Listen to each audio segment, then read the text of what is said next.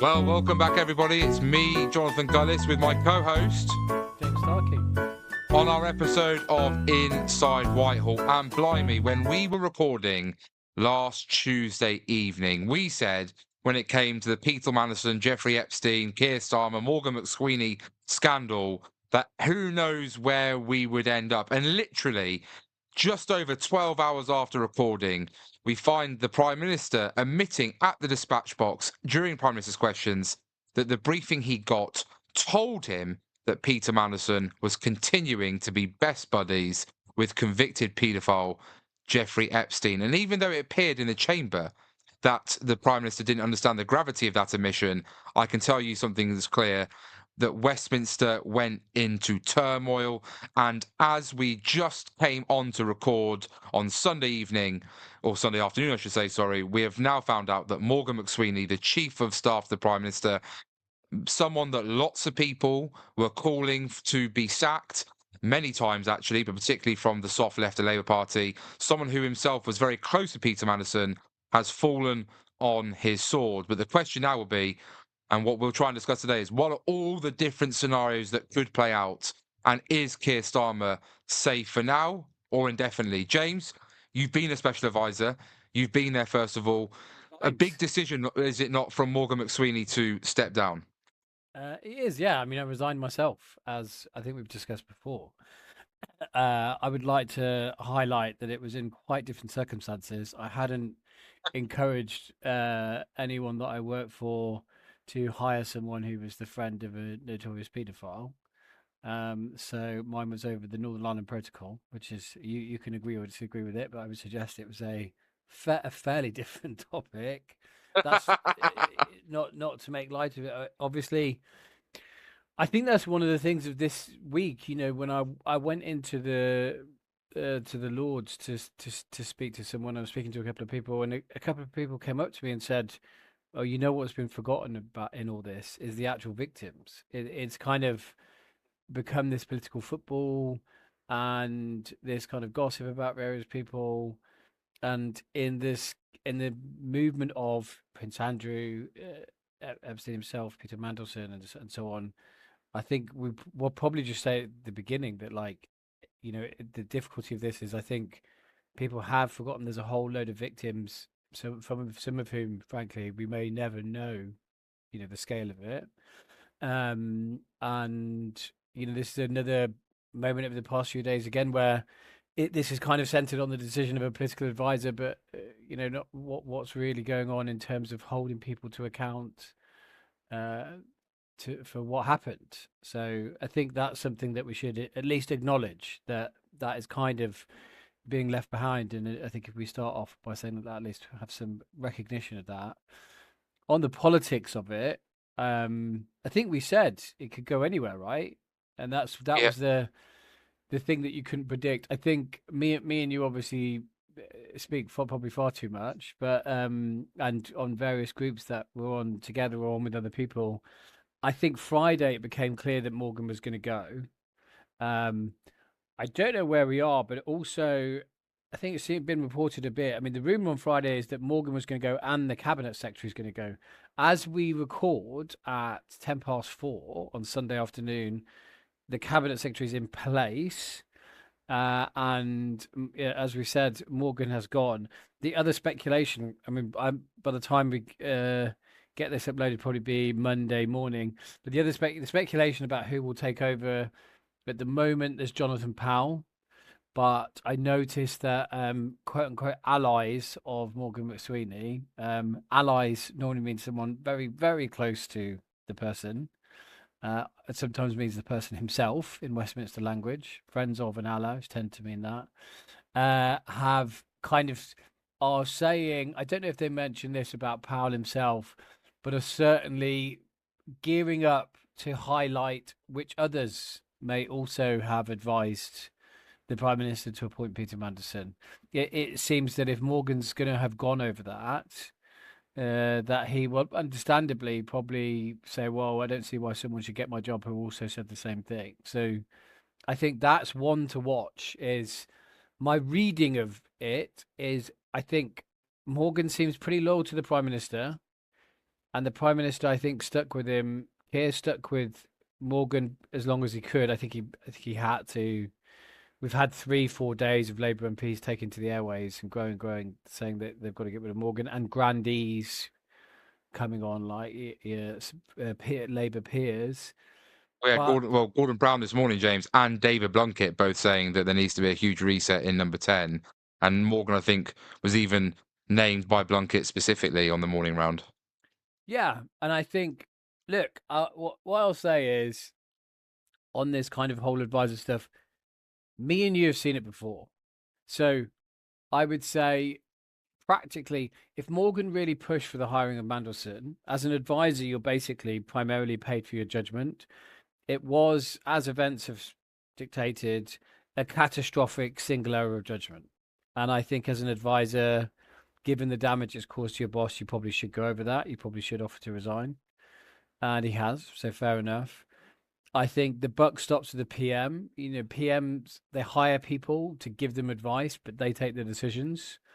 And that means when you're an advisor, like I had to, and they say, thanks, James, but I'm going to go a different way, which, would happen. You have to accept that.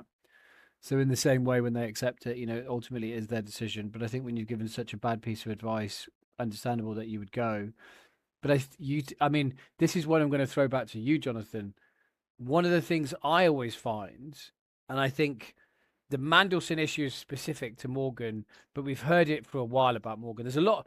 Let's remember one thing. There's a lot of people in the Labour Party who have wanted Morgan to go since pretty much the election. And they've been looking for an excuse. That is the reality. The other reality is when people are frustrated by things not happening, MPs, I think they have a tendency, they don't want to tell a journalist, even off the record sometimes, it's the Prime Minister. We've got a bad leader, he should go. They say, oh, it's the advisors. If only he had another set of advisors. I mean, you tell me if I'm wrong because you've been there. No, look, you bang on the money. You fall into the mentality and the trap of convincing yourself that if the boss was just better advised, you'd be in a much better place and that they would make much better decisions. And the truth of the matter is that we can see for ourselves that, yes, Morgan has clearly played a part in this decision. We've also seen allies close to Morgan already briefed post his resignation that he wasn't the one in charge of the vetting and he was not the one aggressively pushing solely for this appointment. So going to your Jonathan Powell point, which is the hint at the moment about who else around the Downing Street operation, but may well be others. And obviously we now wait for this treasure trove of texts, emails, exchanges for the 6 months leading into the Mandelson appointment and the 6 months after. Obviously, he was appointed before being sacked by Keir Starmer. So we'll soon find out maybe who some of those others were and what their reaction will be. And it's almost classic when I hear Jonathan Powell, by the way. It's the classic, like, oh, we'll just bring in the Tony Blair gang and everything will be fixed and sorted again. It's a bit like the Tories harping back to the Thatcher years and us trying to go and get some of the old, like Keith Joseph back, as But it were, it'd be like if he was still around. Manchester United saying we can fix everything if we bring Gary Neville back in at right back and get Cantona playing up front. I mean, in football, obviously, age is a bit more important in fitness, but I think there is a kind of truth in it, which is, you know, life moves on from you. What would have won? But let me grill you on. I want to grill you on this. So Go on. you were there. You were there when Boris was in charge, and Dominic Cummings was his main advisor. And people wanted. There were definitely MPs that wanted to get rid of Dom. Some would say legitimately, and there were obviously things like Barnard Castle. But on the whole, what was the kind of argument that people would give you? Oh, we should get Dom needs to go because. And did people have a clear idea of who should replace him? Because one of the other things is getting rid of people, whether it's Morgan or Keir himself, they've got to be replaced by someone. And I think if you stick with the football analogy, if you boot out your manager mid-season, that's great. But if there's no one to replace him with that's any good, you might actually be in a worse situation. So, given that you've been in tea rooms when people have said, "Oh, you know what? The PM needs new advisors." Give us an idea, like what does that conversation go like?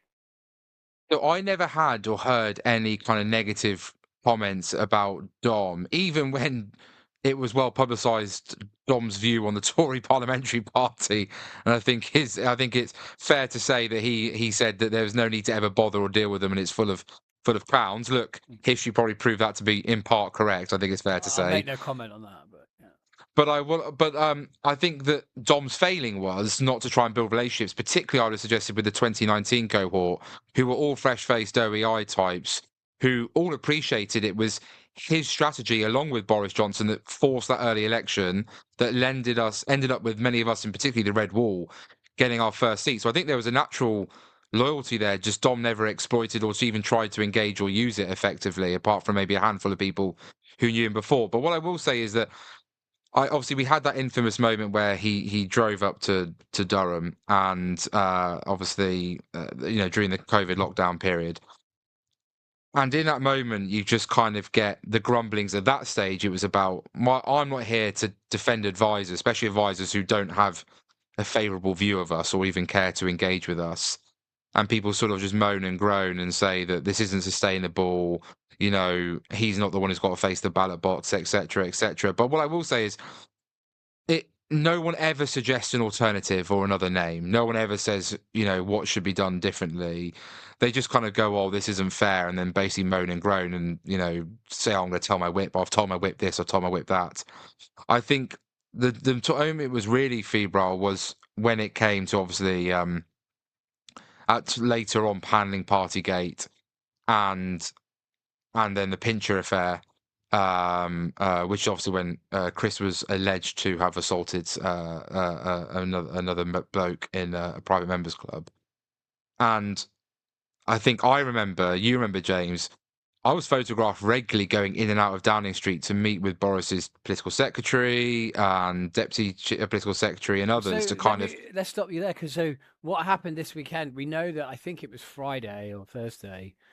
Maybe there's been more, but it's definitely the case that the Prime Minister, Keir Starmer, current Prime Minister, has had Labour MPs down to Chequers for drinks. Thursday evening, yeah. Thursday evening. Rachel Maskell, the Labour MP, was one who's very outspoken critic of the PM.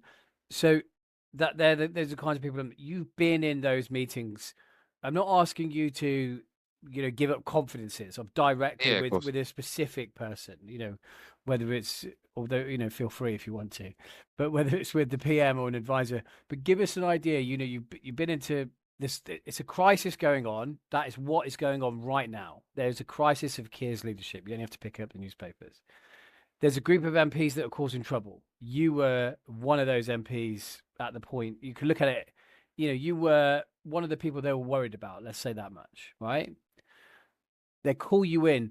What happens? Are they laying on? Is the finest silver out? How long does the conversation last? How honest are you going in there all guns blazing, or does it take the wind out your sails? The fact you sat in number 10. So give us a idea of what it's like. So I wasn't worried about during Boris's time until literally the day I chose to resign as a parliamentary private secretary. I was actually seen as one of the closer allies because I'd been out so regularly on the media around sort of defending the Prime Minister at the time. You were later with Rish, though. I mean, I think you later Rish. So I'll give you the two examples. So brilliant. As an ally, when I was going in, you're getting teas and coffees, and you're basically just feeding back about what's the mood on the ground, what are the common things you're hearing. Look, they're asking, are there particular names that we need to watch out for and cross-reference, etc. They're looking for information. They're looking for information, and they're also they're asking. I suppose you always debate how much are they listening.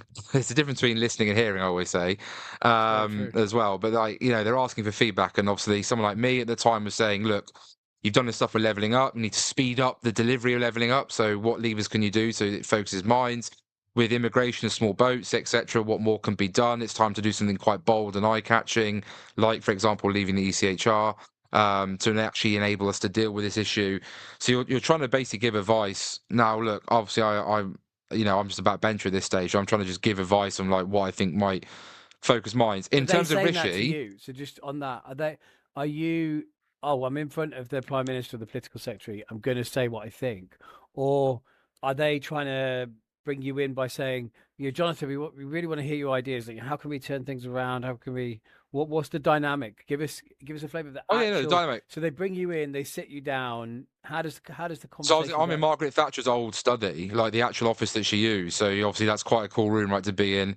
Um, it's very friendly, very cordial, and in this stage with Boris, Boris's team, it's all very like because I'm seen as as I say, as a close ally, and it's you walk up Downing Street, so you get to feel important, of course, and you get an hour in the coffee, and so you feel good, and the tea lady Grey kindly brings in the tray with the mugs and stuff, not from Stoke-on-Trent, which I did moan about every time I was in there.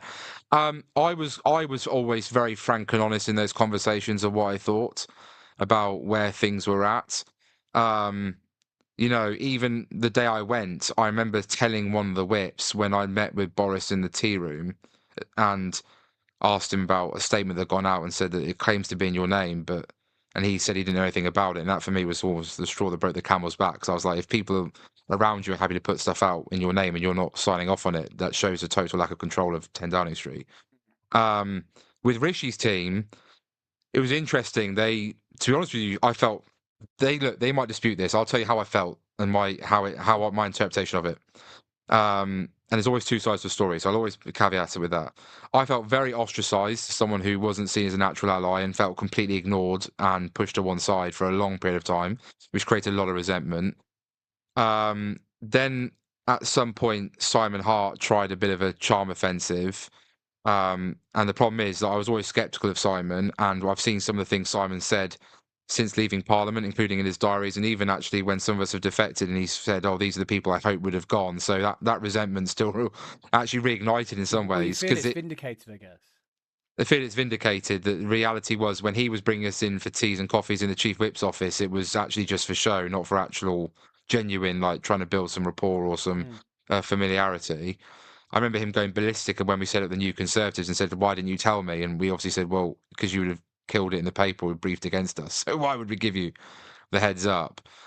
Understandably, he's annoyed because obviously he's trying to maintain order within the parliamentary party. And then the infamous quote from some random Tory MP who I'll never forgive because you always love throwing at me, James, the five families comment came about, which was certainly something I never heard nor used. But I know that others, someone did very stupidly use that comment. And then towards the end, I think towards the end, it was just constantly like you're in meetings, essentially trying to negotiate and understand where you can go with policy. But the reality was there was barely anything going through the parliamentary timetable. So actually, people like me on one wing of the Tory party are going in moaning that we're not doing enough stuff. And ironically, on a different wing of the Tory party, they're going in and moaning we're not doing enough. And essentially, the whip's job.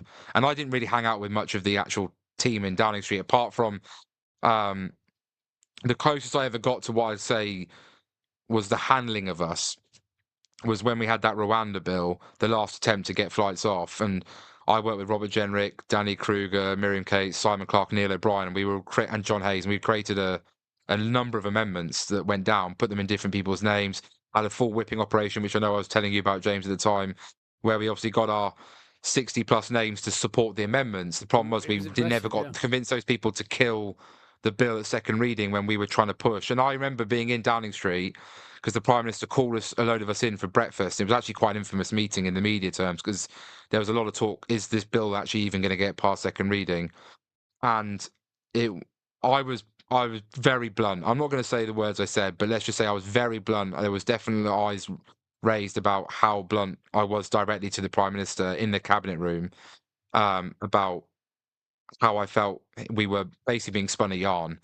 He was saying one thing in the room with us, and I felt there was a very different message being put out amongst the whips and in the public sphere.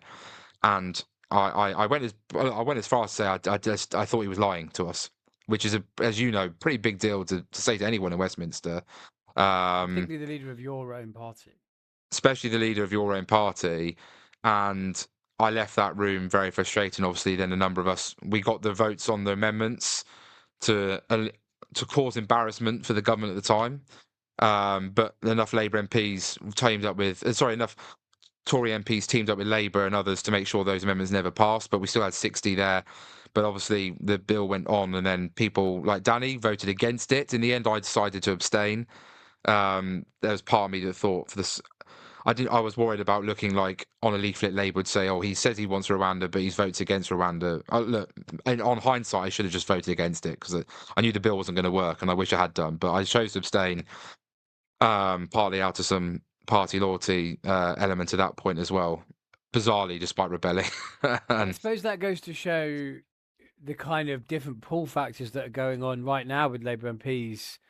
So I was listening to the radio in the car this morning, and you've got Labour MPs kind of profusely saying we need to keep Keir Starmer in place. It'd be a terrible decision if he goes.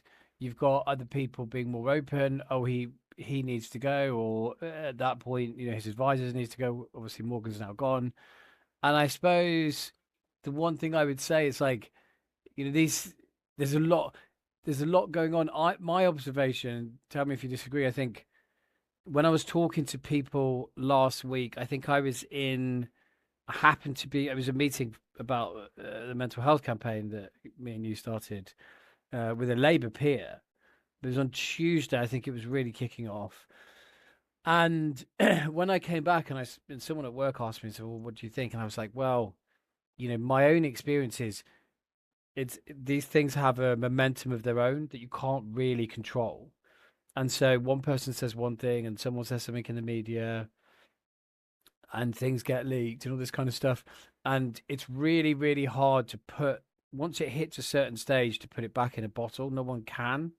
And I think where Keir Starmer is now is, my own personal opinion. Me and you spoke about this a few weeks ago. I thought he was very likely to be here for the next election. People might say, "Oh, you're an idiot." yeah, Fair enough. I think there's close to zero chance of that happening now. I think there's our predictions are out the window already, James. our predictions out the window. Don't listen to us predict predictions. He's got very little chance of being there by the end of the year, probably in a couple of months. And I think they're at the stage now where there's a debate with Labour, because there's a debate inside Labour because Wes Streeting has his own ties to Mandelson. I don't know how close, but we know there are some. That is covered. And And by the these way, to back you up, James, we've seen in paper alleged Rayner allies Rain pointing at that Rainer's to the allies, media already. exactly, and the supper club with the Baron Little and so on, and Angela Rayner herself, so far as we understand it, again, it sounds like briefing from people around her, remains under investigation by HMRC because of the stamp duty issue that she had to resign over. Andy Burnham was blocked from becoming MP. So there's a bit of a chat in Labour, which is like, this isn't the real ideal time to have a contest because, one of the main protagonists can't run, two would be hamstrung from the get go, and da da da. And it kind of, people were talking about this, and I was like, yeah, but I don't think it's in their control anymore. I don't, because it's a kind of hive mind issue. There's not one person that can stop it, or even two or three people that can get together. Even if they're the great and the good of the Parliamentary Labour Party, and stop it happening. I think, we were both pretty close to the end of Boris. That kind of avalanche, I think an hour before Rishi and Sajid resigned, you couldn't have predicted that he would be gone in 2 days. I think Yeah. maybe people thought, let's see what happens over the next week or two. But it set off an avalanche that no one could control. I think it's equally the case that a minister, even a cabinet minister, could resign at the wrong time over over something that doesn't quite feel right, and everyone just looks around and thinks, "No, I'm not going to go yet." Who knows? Or it could be we've got the document. What we do know is there's some big things coming up. We've got the document release, but we have to wait for the police to give the okay. You would think that's at the point they decide whether or not to charge, would be the likely timing of that. I think is the belief. Gorton by-election that we talked about last week, and the locals.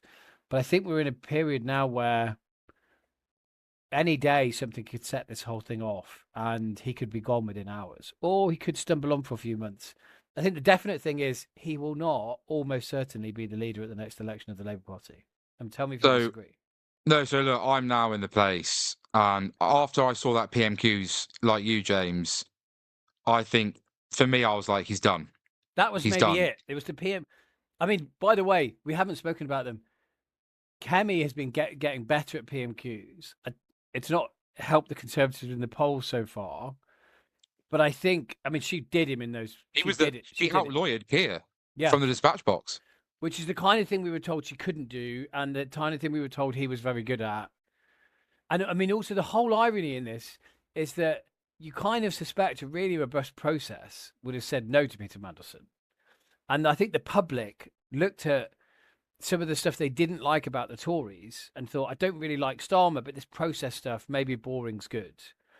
And they have just been buried in things that they themselves were critical. I mean, if the Conservatives had appointed anyone close to Peter Mandelson with the ties that he's ended up having with Epstein, I mean, I know you're not part of us anymore, Jonathan, but you were.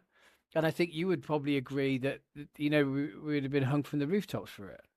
Yeah, absolutely. And I think, look, I'm with Or you on the fact that if Nigel had. look, I think if this was anyone else, can you just begin to imagine if this was anyone the centre right to British politics, I feel like the reaction would have been more extreme even back in September when Peter Mandelson was originally sacked, and they would still have been calling for blood and the head of whoever the leader was of whichever party at that moment in time. What I will say is that I'm now where you are as well, which is I can't see Keir Starmer surviving. I think that the Morgan McSweeney resigning buys only a period of time because it's given Labour MPs something to feast on, something to write they can write their angry letters now back to their constituents saying I was livid too and glad that the chief of staff's rightly decided to go away. I'd put it like he's going round a monopoly board and he's basically bankrupt, but he's got a get out of jail free card, but he still needs to go around the board again, and so Yeah, he's been given a gimme a buy for one round. But the dice are going to come back round. He's going to have to play again, and at that point, he's now like he lands on the wrong square at one point, and he's done. exactly, James. And like you say, we've got the Intelligence and Security Committee now. How long do we know until those documents? Like you say, we've got documents that police need to okay. We've got other documents that can probably come out quicker if they don't look like they're prejudicial. If they're just Westminster tittle tattle and gossip. But they're the documents that probably be the most damaging, alongside the document with what we want to see is the document, what advice Keir Starmer directly got from advisors, from the vetting team, etc. But like you say, because Kemi and the Conservatives wrote a very smart motion on the Wednesday, which obviously means that on the Tuesday, which means that we've got to have text messages between Morgan McSweeney, Peter Mandelson, even Keir Starmer, Peter Mandelson, McSweeney, all this lot. Like there will be tittle tattle. There's now going to see was Morgan McSweeney seeking advice and influencing Keir Starmer about decisions regarding cabinet reshuffles or even the MP appointments back in 2024, as some people go far back to. What was the view of people like Wes Streeting and Andrew Rayner between Peter Mandelson and even Keir Starmer? This is all going to be very toxic. And like you say, you got that. Then you've got this Gorton Denton by-election, and Labour are going really aggressive. I've seen Lucy Powell, Deputy Leader of the Labour Party, and a Greater Manchester MP saying, our data we've got more data than any party, and it's obvious that our data says that we're in the fight against reform. So the Greens, she's written this open letter to Zach Polanski, which to me reeks of desperation. You should be getting out of our way. You know that you don't stand a chance. Any story that now they can get hold of Labour, they're doing so. And Reform's and the Greens are obviously going, no, we can win. We've got the great local candidate. We're not smeared in the sleeves. And Reform are kind of like, well, like the left is fragmented at the moment. If you want change and you want to kick Keir Starmer out, vote for us. And they themselves have said that they over the weekend have had a large amount of activists. It meant they've got the record amount of data ever gathered in a constituency since the creation of their new app, which is speeding up their campaign procedure. So, a lot of we've had from Labour, we've had Lucy Powell, 2 Andy Burnham trips, 2 Angela Rayner trips. Even the chief whip, Jonathan Reynolds, has been out there, and another nearly most of the junior ministers. You've had Zach Polanski, I think, do 2 visits now. Nigel Farage has done 2. How many Keir Starmer trips have we had? Well, I was about to say, we've had 2 Keir Starmer trips. We've had 2 Nigel Farage trips. Yeah. Lee Anderson, Zia Yusuf, all the others, David Ball. But yes, when it comes to Labour, the one person that seems to have not gone up at the moment from the cabinet is the Prime Minister and leader of the Labour Party himself. And I think, James, you and I can bank on the fact we're unlikely to see him visit. If I was in CCHQ or whatever Reform HQ is, I'd work out how many times he's been abroad. I bet you by the time you get to close to the last week of the by-election, Keir Starmer will have been abroad at least twice, maybe 4 times. The guys that I can't remember, they keep doing a running total. I would be like he spent more time in Paris than he has in Gorton or something like that. There'll be an easy one like that. And then, as you say, so let's say Keir Starmer. So let's say if Labour comes, so to give our you listeners an idea, look, if Labour pulled off what currently is unexpected and came second, even second, that would buy Starmer definitely till May. If Labour won it, it would give then the conversation is maybe Keir Starmer trundles on even after May to the end of the year and see where things are. If Labour comes third, then there's the next pressure point, because obviously who's there to blame now? Morgan's gone. So Burnham who is will there say now to straight blame? away, we'd have won this if you'd let me in. Yeah, And whose decision was that? Morgan's and the Keir's, i.e., another Keir decision. Has cost the Labour Party. Keir's poor decisions have cost the Labour. So I'm going to throw something back, which is almost counter to everything we've said in a way, intuitively, but I think is true. So this the on discussion, and this kind of almost like how it relates to other parties as well. Like, I think if I'm Reform or Tories, then as bad as Keir is, I want him to go. I want the chaos. I want the chaos of a leadership election. I want the Labour Party, to do what the Tory party did in the last couple of years and publicly tear itself apart. And to me, that tells me, therefore, that's Keir staying in charge is not going to be good. And I think they're in for a couple of years of turgid, one crisis to another, battling backbenchers. There's the indefinite leave to remain issue coming. I spoke to you about the week. We should talk about more in the next week or two on this, which we will. To add to what you're saying there, James, not just indefinite leave to remain. We've even got apparently reforms to special educational needs, which has been briefed out that they want West Streeting to. Ironically, Number 10's asking West Streeting to be the face of that seemed about these as reforms. Subtle as a sledgehammer. How can we get this wildly unpopular thing and dip West Streeting in it? So my thought is, and I was chatting to a Labour friend of mine who's put more on the kind of probably let's keep Starmer, but it's kind of lost faith with him. And two things can be true at the same time. It's terrible with Keir, but replacing him would be worse. I think their best hope, they have to. This is my prediction, if you like, and I think this I will stand by. If they have Keir as leader in the next election, they'll get trounced. Farage will be prime minister, or Conservatives, or whatever. Labour cannot get a majority with Keir Starmer as prime minister. It's not going to happen. And what happens elsewhere with other parties, I think a long way to go, right?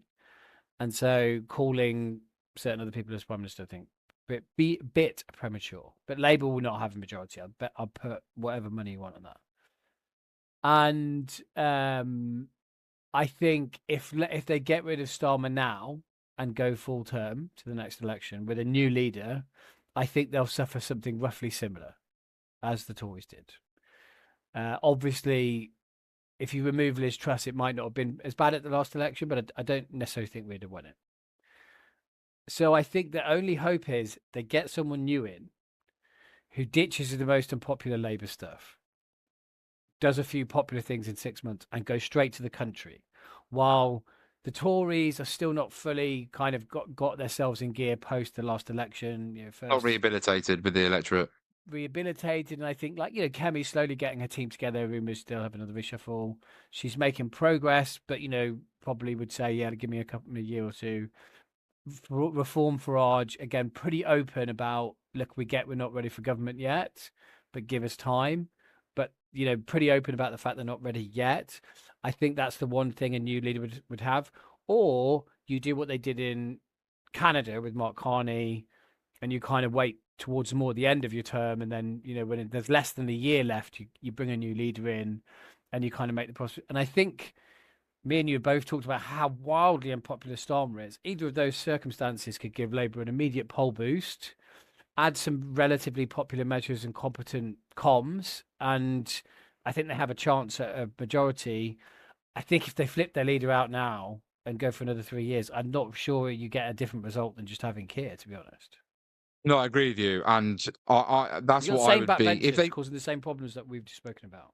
No, exactly. Look, I would say to Labour backbenchers that if they want to change their leader, that they should be also mentally prepared for an early election, because I think that, like you say, who are the biggest threats to Labour right now? It's Reform UK and it's the Green Party, for different reasons on their different flanks of the political spectrum that they're currently covering, and their coalition of voters that they're currently covering. Now, I think you and I both agree that it's likely that any leader that comes in is going to certainly tilt more towards the sort of left, soft left of the Labour Party. And the argument will be, particularly if the Greens win Gorton and Denton, or even come second above Labour, that Labour's hemorrhaging more votes in that direction than it is to Reform UK. So I think that, and let's be frank, Angela Rayner is certainly seen on that soft left as someone. Andy Burnham certainly is as well. Even Ed Miliband has been rumoured for a Yeah. return to front line. And by the way, he's probably the one person who a contest right now would suit more than anyone, because he would be the cleanest to go put himself The forward. two, I mean, it seems like you've got the known, everyone knows they want to go for it, which is Wes Angela and Bernard.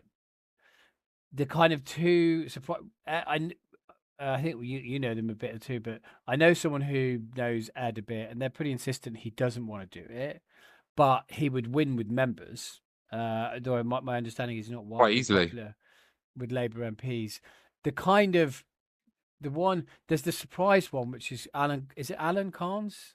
Al Khans. Al Carnes, who's former, very respected, very well decorated military Yeah, person. colonel in the military. Yeah, Yeah, and kind of seems to be well liked, but we don't Al know. Mentum is what I've seen thing. Al Yeah, Mentum has been going around. and who knows? Maybe he is. But I would suggest, he might be brilliant, but I would personally suggest if we're attacking Keir Starmer for not understanding politics and regularly getting politics wrong, having someone who we're lauding because they've never worked in politics, like I definitely want to sense check that.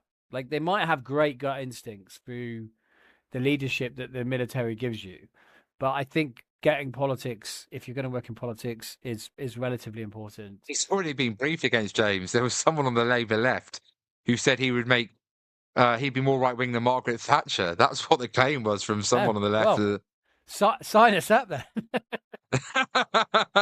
And then, by the way, and then there's the classic thing, and it did remind me a bit of Ben Wallace when there was rumours he might run for leadership. It's Healy. John Healey. He's Yeah. a unifying factor. He could bring the left and the Yeah. right together and keep everyone happy. And I do feel that if you're the Secretary of State for Defence in this country and leadership contest comes up, at some stage you're seen as somehow, I don't know if it's just the position you hold, but you're No, seen as the person who listen, brings everyone together. I'm sorry. Look, I'm sure Healy seems like a really good guy, and for everything He's definitely a grown up. He's definitely one of the grown ups in that government. yeah, everything I hear about him is kind of a sensible guy and stuff like that.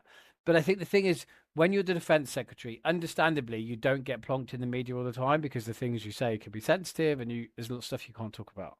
You're they're generally photographed next to huge aircraft with missiles on them, tanks, and Men and women in uniform. yeah, people in uniform and all that kind of stuff. And so you look good, basically. You have the best photo ops in government, and your announcements are kind of stern and serious, understandably. And I think he's good at that. But I think what I would say is you rarely have to do any of the difficult stuff. You're not personally delivering much bad news. When you do, you're just briefing the papers that the Treasury haven't given us money for defence. That's what is going on. That doesn't find its way into the papers by accident. So maybe Healy would be good. I mean, what I would suggest is that whoever becomes leader, they might handle it better than Keir, but they need a really. I think Keir's problem is he doesn't have a clear vision. Does Healy have a clear vision of the UK? Not that we know of. Neither does Carnes, etc. They'd have the same group of MPs, so you'd have to be able to handle group of MPs that have now got a taste for bloods, you'd have the same economy and tax issues, tax take and debt. So there's no magic monetary, as people say. So By the way, yeah, James, let's not forget to add to the tax thing. We've also got briefings that the Chancellor's being told to not front the spring statement and let a junior in the department instead, which is because supposed to calm things down. which is supposed to calm things down. Oh my god. You laugh, but if you don't laugh, you cry. That's the rule I've got going Yeah. on at the moment. No, I So the agree with you. Chancellor might not front the spring statement in order not to spook the markets, but I can tell you what does spook the markets: the rumour that the Chancellor's not fronting the spring statement, because that sends red flags flying all over the place. And so the new person would have to deal with all of these. Obviously, get a new chancellor probably, And then, but like James, as you say as well, inevitably in a cabinet reshuffle, you're going to try and bring people from different elements of different factions. You're going to be under huge pressure to bring different leading voices within each different faction that will definitely exist and be entrenched within a leadership contest. So in cabinet, do you fully trust everyone around the table that with the information? How often do we see briefings and leakings going on because obviously someone wants to undermine the leader because they're bitter that they didn't get the job? Then there's those who got sacked to make way for those people. They're not happy now. They're on the back benches as well. Do they try and cause trouble or make a name for themselves in their policy brief? you know what my Then those biggest who feel issue that they're is, overlooked, Jonathan? etc. as well. My biggest issue, and I think this is what's important to the Conservatives and Reform for the next election, and has a duty on anyone who's at a senior level in those parties. The problem when you have a new leader coming in, and Labour did this as a new government, you've got a kind of year or two when you've got your MPs are most on side. You'll most be able to kind of push them as far as you can. You've got the credit in the bank. The media broadly want you to work, with give or take. The business community, they definitely want you to work. You could see that with Labour, and I think the next government will get that as well with where the economy is and the global economy. And therefore, the way, life hurtles at you very fast. It does all of us, and politics maybe even more so. And so if you don't have a very, very clear plan of what you are going to do, where you're going, and what you need to do in the next 6 to 18 months to deliver that, and speed stuff through Parliament. I mentioned it before. Forget the summer holidays. To your new MPs, where we are sitting in the summer holidays, we will sit at weekends where necessary. We will sit over Christmas if need be. Right? Go latest the night. We won't finish at 7. If we need to go to 2 in the morning, that's what we'll do. Yeah, and I'm sure there's ways with the modern technology that with people with families and so on that you can manage this. But I think you can work at pace and have some flexibility through whipping arrangements or digital voting or whatever. We did it during the pandemic, so every other business molded things they learned from the pandemic into the way they work. So I'm not sure why politics can't do that, but that's what you need to do. The kind of why and the how can be sorted out, right? But you need to, and so that starts from what are the big things I'm going to change, So the Reform and the Tories say they want to leave the HHR. To me, that means by the time they get to the next election, they need to go, well, this is the bill, this is how we do it, and this is what happens to the Human Rights Act, and this is what is going to replace it. And we have stress test, and this is drafted, ready to go, and it's been stress tested with the legal profession, etc. Because if you have to spend a year talking about it, the public are just going to say, well, you're not serious. And then you get around to doing it. Suddenly it's year 2 before you're doing anything. And all these problems are just kind of sailing past you. To go back to this is why I have sympathy when a new leader comes in and they don't really want to. But this is why I warn against having a new leader, because the new leader comes in, one, they don't have a mandate for any of their new stuff. But put that aside, they haven't planned for any of it. They don't have bills ready to go. They've got to start launching consultations. So the public are like, well, you've made all these promises to us. Where is it all? And you're 6 months in and you're getting your first consultation back. This is why it won't end well. And this is what we watching on, me as a Conservative, you as Reform, we need to look at this and be like, whoever goes into government next cannot be in this situation. We've got to have big changes ready to go immediately. The bill goes straight before Parliament on week 1. No, you're right. And look, we again, I question the judgment of Keir Starmer. What's one of the things that we know? Sue Gray, he appointed to, and said she was in charge of the first 100 days. The idea was that when they walked in, she would have everything ready to go. Now it seems that he wasn't regularly checking in with her progress or where she was at, and it appears that when they did walk in the building, there was absolutely nothing actually ready to go in those first 100 days. Now, yes, some blame lays absolutely on Sue Gray's desk because that was her job, but the Prime Minister decided not to manage and oversee that to make sure that He when it hired was her. obvious He hired her in the first he place. hired her, and it was obvious for definitely a year. I think you and I both know 2 years, but definitely a year that when the election came, Labour was going to be in government, Mm. and so you'd feel that that would have been the most important thing he was doing as the first 100 days. So again, as you say, more questions over his judgment, and you're right. I would say to Labour MPs, look, changing leader might make you feel a bit better, and you will see, I'm sure, a little poll bounce straight off the bat because inevitably Keir Starmer is the most unpopular prime minister in polling terms as we've ever seen. But you've laid it all out. You've got a very bitter and divided parliamentary party. You've got a bitter and divided membership who will be happy or unhappy about who becomes leader. There's no obvious signs that those who have gone to the Greens or gone to Reform are going to come back. And the problem is, you're going to then have to choose which one of those you're willing to sacrifice in order to win the other one back, because obviously you can't keep that broad coalition together. Then you've got, on top of that, the economy with currently where it is. Then you've got the whole global events. And as we've seen with Donald Trump, for example, you could be blown off course very quickly and very suddenly. And what's a new leader's approach to Donald Trump going to be? How will that impact tariffs that are currently being reduced for the UK? If they go for a more hostile to appeal to Green voters, Trump just goes, well, screw you then. I'll put it up to 25% like everyone else.